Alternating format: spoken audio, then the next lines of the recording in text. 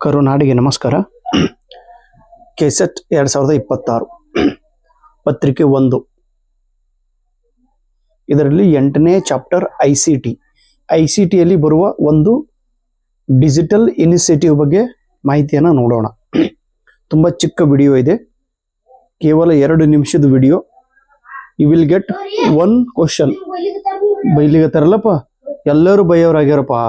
ಮನ್ಯಾಗನು ಬೈತಾರ, ಹೊರಗೂ ಬೈತಾರ, ಸ್ಕೂಲ್ ಒಳಗೂ ಬೈತಾರ, ವಿಡಿಯೋ ನೋಡೋರ್ನು ಬೈತಾರ್ರಿ. ಏನ್ ಮಾಡೋದು ಹೇಳ್ರಿ ಸೌಕರು? ನಾವು ಹೆಂಗ್ ಬೈದ್ರಿ? ಓಕೆ, ಕರುನಾಡಿಗೆ ನಮಸ್ಕಾರ. ಈಗ ಪೇಪರ್ 1 ಏನಾಯ್ತು ನೋಡ್ರಿ. ಪೇಪರ್ 1 ಅಲ್ಲಿ ಇದೊಂದು 8ನೇ ಚಾಪ್ಟರ್ ಇದೆ, ಐಸಿಟಿ. ಇದರಲ್ಲಿ ಬರುವ ಒಂದು ಕಾನ್ಸೆಪ್ಟ್ ಇದೆ, ಡಿಜಿಟಲ್ ಇನಿಷಿಯೇಟಿವ್. ಭಾರತ ಸರ್ಕಾರದವರು ವಿದ್ಯಾರ್ಥಿಗಳ ಸಲುವಾಗಿ, ಶಿಕ್ಷಕರ ಸಲುವಾಗಿ ಮತ್ತು ಶಿಕ್ಷಣ ಪ್ರೇಮಿಗಳ ಸಲುವಾಗಿ ಒಂದು ಯೋಜನೆಯನ್ನ ಪ್ರಾರಂಭ ಮಾಡಿತ್ತು. ಆ ಯೋಜನೆ ಹೆಸರು ಸಾಕ್ಷಾತ್ ಅಂತೇಳಿ ಕರಿತೀವಿ. ಸಾಕ್ಷಾತ್ ಇಂಗ್ಲಿಷ್ದೊಳಗೆ ನೋಡ್ರಿ ಸ್ಪೆಲ್ಲಿಂಗ್, ಸಾಕ್ಷಾತ್. ಈ ಯೋಜನೆಯು 30 ಅಕ್ಟೋಬರ್ 2006 30 ಅಕ್ಟೋಬರ್ 2006, ಈಗ 2026 ಅದ್ರಿ. ಅಂದ್ರೆ 20 ವರ್ಷದ ಹಿಂದನೆ ಈ ಒಂದು ಯೋಜನೆಯನ್ನ ಭಾರತ ಸರ್ಕಾರದವರು, ಅಂದ್ರೆ ಭಾರತ ಸರ್ಕಾರದ MHRD, ministry of human resource development, ಮಾನವ ಸಂಪನ್ಮೂಲ ಇಲಾಖೆ, ಭಾರತ ಸರ್ಕಾರದ್ದು ಇದೊಂದು ಇಲಾಖೆ ಅದರಿ. ಈ ಇಲಾಖೆಗೆ ಈಗ ನಾವು ಮಿನಿಸ್ಟ್ರಿ ಆಫ್ ಎಜುಕೇಶನ್ ಅಂತೇಳಿ ಕರಿತೀವಿ. ಇವಾಗ ಇದ್ರ ಹೆಸರು, ಮೊದಲು ಇದಕ್ಕ ministry of human resource development ಅಂತೇಳಿ ಕರಿತಿರು. ಈ ಒಂದು ಮಿನಿಸ್ಟ್ರಿ ಆಫ್ ಎಜುಕೇಶನ್ ಈ ವಿಭಾಗದಿಂದ ಸಾಕ್ಷಾತ್ ಯೋಜನೆಯನ್ನ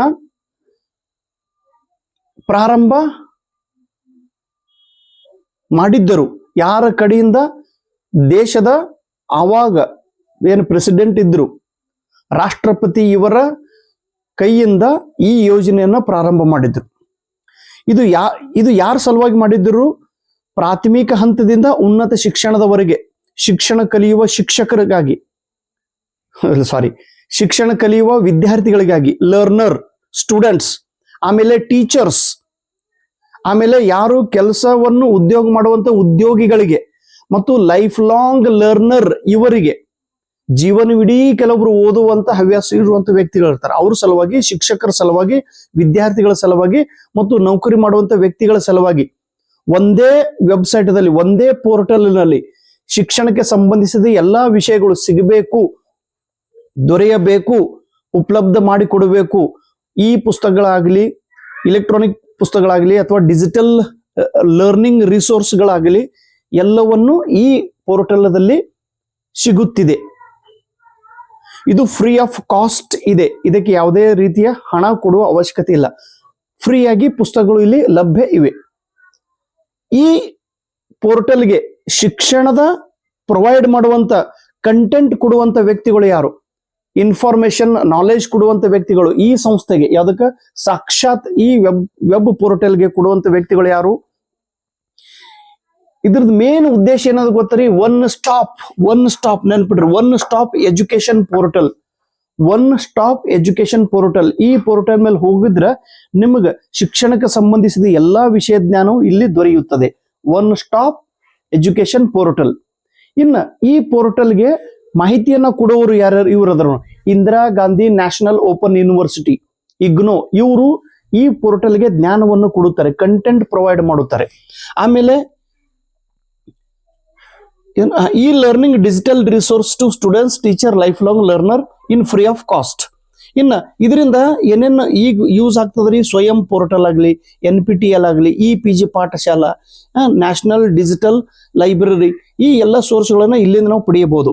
ಇನ್ನು ಇದಕ್ಕೆ ಕಂಟೆಂಟ್ ಕೊಡುವಂತ ವ್ಯಕ್ತಿಗಳು, ಕಂಟೆಂಟ್ ಕೊಡುವಂತ ಸಂಸ್ಥೆಗಳು ಯಾರು? Indira Gandhi national open university, ಆಮೇಲೆ ಡೆಲ್ಲಿ ಯೂನಿವರ್ಸಿಟಿ, ಆಮೇಲೆ KVS ಕೇಂದ್ರೀಯ ವಿದ್ಯಾಲಯ ಸಂಘಟನಾ, ಆಮೇಲೆ NVS ನವೋದಯ ವಿದ್ಯಾಲಯ ಸಂಘಟನೆ, ಆಮೇಲೆ NIOS national institute of open schooling, ಆಮೇಲೆ NCERT national council educational research training new Delhi, ಇವರು ಈ ಸಾಕ್ಷಾತ್ಗೆ ಜ್ಞಾನವನ್ನು ಕೊಡುತ್ತಾರೆ, ಕಂಟೆಂಟ್ ಕೊಡುತ್ತಾರೆ.